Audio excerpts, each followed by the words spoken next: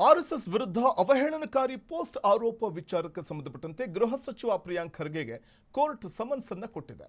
ಕಾಂಗ್ರೆಸ್ ಮುಖಂಡ ಮೊಹಮ್ಮದ್ ನಲ್ಪಾಡ್ಗೂ ಕೂಡ ಸಮನ್ಸ್ ಜಾರಿಗೊಳಿಸಿದೆ. ಬೆಂಗಳೂರಿನ 42ನೇ ಎಸಿಜೆಎಂ ಕೋರ್ಟ್ ಜುಲೈ 21ರಂದು ಖುದ್ದಾಗಿ ಹಾಜರಾಗುವಂತೆ ಸಮನ್ಸ್ ಜಾರಿ ಮಾಡಿದೆ. ಗೃಹ ಸಚಿವ ಪ್ರಿಯಾಂಕ್ ಖರ್ಗೆಗೆ ಕೋರ್ಟ್ ಸಮನ್ಸ್ ಕೊಟ್ಟಿದ್ದು ಸಮನ್ಸ್ ಜಾರಿ ಮಾಡಿದೆ. ಕಾಂಗ್ರೆಸ್ ಮುಖಂಡ ಮೊಹಮ್ಮದ್ ನಲ್ಪಾಡ್ಗೂ ಕೂಡ ಸಮನ್ಸ್ ಜಾರಿ ಮಾಡಲಾಗಿದೆ. ಸಮನ್ಸ್ ಜಾರಿಗೆ ಬೆಂಗಳೂರಿನ 42ನೇ ಎಸಿಜೆಎಂ ಕೋರ್ಟ್ ಆದೇಶವನ್ನು ಹೊರಡಿಸಿದೆ. ಜುಲೈ 21ರಂದು ಖುದ್ದಾಗಿ ಹಾಜರಾಗಿ ಅಂತ ಸಮನ್ಸ್ನಲ್ಲಿ ತಿಳಿಸಲಾಗಿದೆ. ಆರ್ಎಸ್ಎಸ್ ವಿರುದ್ಧ ಅವಹೇಳನಕಾರಿ ಪೋಸ್ಟ್ ಹಾಕಿದ್ರು ಅನ್ನುವಂಥ ಒಂದು ವಿಚಾರಕ್ಕೆ ಸಂಬಂಧಪಟ್ಟಂತೆ ಅವರ ಮೇಲೆ ಕೇಳಿಬಂದಿರುವಂಥ ಗಂಭೀರ ಆರೋಪ. ಈ ಹಿನ್ನೆಲೆಯಲ್ಲಿ ಈ ಸಂಬಂಧ ಪ್ರಿಯಾಂಕ್ ಖರ್ಗೆ ಮತ್ತು ಯೂತ್ ಕಾಂಗ್ರೆಸ್ನ ನಾಯಕರಾದ ಮೊಹಮ್ಮದ್ ಹ್ಯಾರಿಸ್ ನಲ್ಪಾಡ್ ಅವರಿಗೆ ಬೆಂಗಳೂರಿನ 42ನೇ ಎಸಿಜೆಎಂ ವಿಶೇಷ ನ್ಯಾಯಾಲಯ ಸಮನ್ಸನ್ನು ಜಾರಿ ಮಾಡಿದೆ. ಕ್ರಿಮಿನಲ್ ಮಾನನಷ್ಟ ಮೊಕದ್ದಮೆಯಾಗಿ ಈ ಪ್ರಕರಣವನ್ನು ದಾಖಲಿಸಿಕೊಂಡಿದ್ದು ಇಬ್ಬರೂ ನಾಯಕರು ಖುದ್ದಾಗಿ ನ್ಯಾಯಾಲಯಕ್ಕೆ ಹಾಜರಾಗಬೇಕು ಅಂತ ಆದೇಶವನ್ನು ನೀಡಿದೆ. ಬೆಂಗಳೂರಿನ ನಿವಾಸಿಯಾದ ಆರ್ಎಸ್ಎಸ್ ಕಾರ್ಯಕರ್ತ ಎ ತೇಜಸ್ ಎಂಬುವವರು 2025ರ ನವೆಂಬರ್ನಲ್ಲಿ ಖಾಸಗಿ ದೂರನ್ನು ದಾಖಲಿಸಿದ್ರು. ಧರ್ಮಗುರು ಒಬ್ಬರು ನೋಡಿ, ಅಲ್ಲಿ ಒಂದಷ್ಟು ಗಂಭೀರ ಆರೋಪವನ್ನು ಮಾಡಿರ್ತಾರೆ.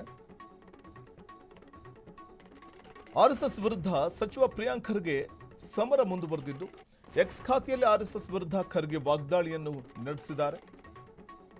ಧರ್ಮಗುರು ಒಬ್ಬರು ಆರ್ಎಸ್ಎಸ್ ನೋಂದಣಿಗೆ ಸಲಹೆ ನೀಡಿದ್ದಾರೆ. ಧರ್ಮಗುರುಗಳ ಮಾತನ್ನಾದರೂ ಗೌರವಿಸಿ ನೋಂದಣಿ ಮಾಡಿಕೊಳ್ಳಿ ಅನ್ನೋದು ಪ್ರಿಯಾಂಕ್ ಖರ್ಗೆ ಅವರ ಮಾತು.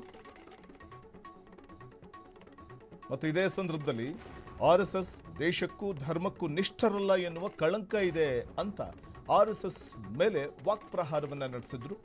ಎಕ್ಸ್ ಖಾತೆಯಲ್ಲಿ ಆರ್ಎಸ್ಎಸ್ ವಿರುದ್ಧ ಖರ್ಗೆ ವಾಗ್ದಾಳಿಯನ್ನ ನಡೆಸಿದ್ದಾರೆ. ಆರ್ಎಸ್ಎಸ್ ವಿರುದ್ಧ ಆರ್ಎಸ್ಎಸ್ ದೇಶಕ್ಕೂ ಧರ್ಮಕ್ಕೂ ನಿಷ್ಠರಲ್ಲ ಅನ್ನುವಂಥ ಕಳಂಕ ಇದೆ ಅಂತ ತೀಕ್ಷ್ಣವಾಗಿಯೇ ಗುಡುಗಿರುವಂಥದ್ದು.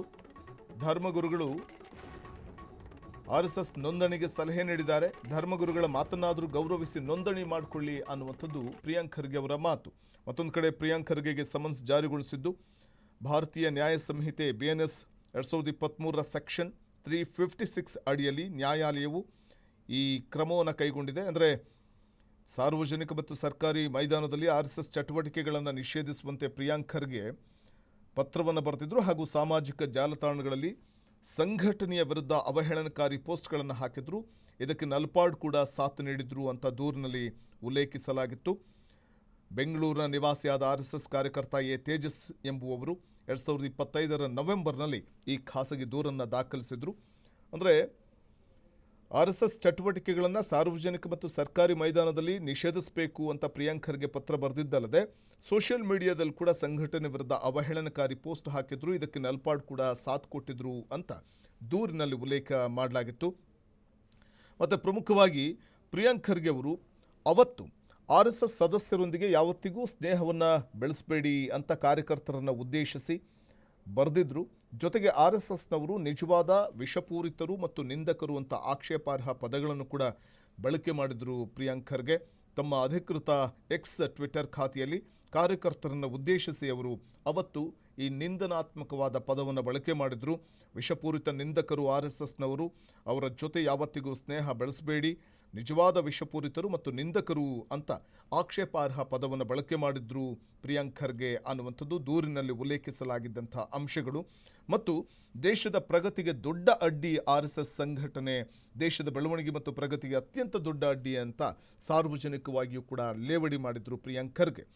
ಇನ್ನು ಆರ್ಎಸ್ಎಸ್ ಒಂದು ನೋಂದಾಯಿತ ಸಂಸ್ಥೆಯಲ್ಲ ಅಂತ ಟೀಕಿಸಿದ್ದ ಅವರು, ಸಾಮಾನ್ಯ ಬೀದಿ ಬದಿ ವ್ಯಾಪಾರಿಗಳು, ದೇವಸ್ಥಾನಗಳು ಮತ್ತು ಟ್ರಸ್ಟ್ಗಳು ಕಾನೂನು ಪಾಲಿಸಬೇಕಾದ್ರೆ ಆರ್ಎಸ್ಎಸ್ಗೆ ಯಾಕೆ ವಿನಾಯಿತಿ, ಇದರ ನಿಧಿ ಮತ್ತು ದೇಣಿಗೆ ಎಲ್ಲಿಂದ ಬರುತ್ತೆ ಅಂತ ಪ್ರಶ್ನಿಸಿ ಮುಖಂಡ ಮೋಹನ್ ಭಾಗವತ್ ಅವರಿಗೂ ಕೂಡ ಬಹಿರಂಗ ಪತ್ರವನ್ನು ಪ್ರಿಯಾಂಕ್ ಖರ್ಗೆ ಬರೆದಿದ್ರು. ಅವರು ಈ ನಿಂದನಾತ್ಮಕ ಹೇಳಿಕೆ ಕೊಟ್ಟಿದ್ರು ಅನ್ನುವಂಥ ವಿಚಾರವಾಗಿಯೇ ತೇಜಸ್ ಎಂಬುವವರು ಈ ಸಂಬಂಧ ದೂರನ್ನು ಕೂಡ ದಾಖಲಿಸಿದ್ರು. ಸೊ ಆರ್ಎಸ್ಎಸ್ ವಿಚಾರಕ್ಕೆ ಸಂಬಂಧಪಟ್ಟಂತೆ ನಿಂದನಾತ್ಮಕ ಹೇಳಿಕೆಯನ್ನು ಪ್ರಿಯಾಂಕ್ ಖರ್ಗೆ ಕೊಟ್ಟಿದ್ದಾರೆ ಅನ್ನುವಂಥ ಕಾರಣಕ್ಕೆ ಬೆಂಗಳೂರಿನ ನಿವಾಸಿಯಾದ ಆರ್ಎಸ್ಎಸ್ ಕಾರ್ಯಕರ್ತ ಎ ತೇಜಸ್ ಎಂಬುವರು 2025ರ ನವೆಂಬರ್ನಲ್ಲಿ ಈ ಖಾಸಗಿ ದೂರನ್ನು ದಾಖಲಿಸಿದ್ರು. ದೂರಿನ ಅನ್ವಯ ಇದೀಗ ಅವರಿಗೆ ಸಮನ್ಸ್ ಕೂಡ ಜಾರಿಯಾಗಿರುವಂಥದ್ದು. ಆರ್ಎಸ್ಎಸ್ ವಿರುದ್ಧ ಅವಹೇಳನಕಾರಿ ಪೋಸ್ಟ್ ಆರೋಪಕ್ಕೆ ಸಂಬಂಧಪಟ್ಟಂತೆ ಈ ಸಂಬಂಧ ಗೃಹ ಸಚಿವರಾಗಿರುವ ಪ್ರಿಯಾಂಕ್ ಖರ್ಗೆಗೆ ಕೋರ್ಟ್ ಸಮನ್ಸ್ ಅನ್ನು ಜಾರಿಗೊಳಿಸಿದೆ. ಈ ಸಂಬಂಧ 42ನೇ ಎಸಿಜೆಎಂ ವಿಶೇಷ ನ್ಯಾಯಾಲಯ ಸಮನ್ಸನ್ನು ಜಾರಿ ಮಾಡಿದೆ. ಅವಹೇಳನಕಾರಿ ಹೇಳಿಕೆ ನೀಡಿದ ಆರೋಪಕ್ಕೆ ಸಂಬಂಧಪಟ್ಟಂತೆ ಸಚಿವರಾಗಿರೋ ಪ್ರಿಯಾಂಕ್ ಖರ್ಗೆ ಮತ್ತು ಯೂತ್ ಕಾಂಗ್ರೆಸ್ನ ನಾಯಕ ಮೊಹಮ್ಮದ್ ಹ್ಯಾರಿಸ್ ನಲ್ಪಾಡ್ ಅವರಿಗೆ ಬೆಂಗಳೂರಿನ 42ನೇ ಎಸಿಜೆಎಂ ವಿಶೇಷ ನ್ಯಾಯಾಲಯ ಸಮನ್ಸನ್ನು ಜಾರಿ ಮಾಡಿದ್ದು. ಜುಲೈ 21ರಂದು ಖುದ್ದಾಗಿ ಹಾಜರಾಗುವಂತೆ ಸಮನ್ಸ್ ನೀಡಿದೆ.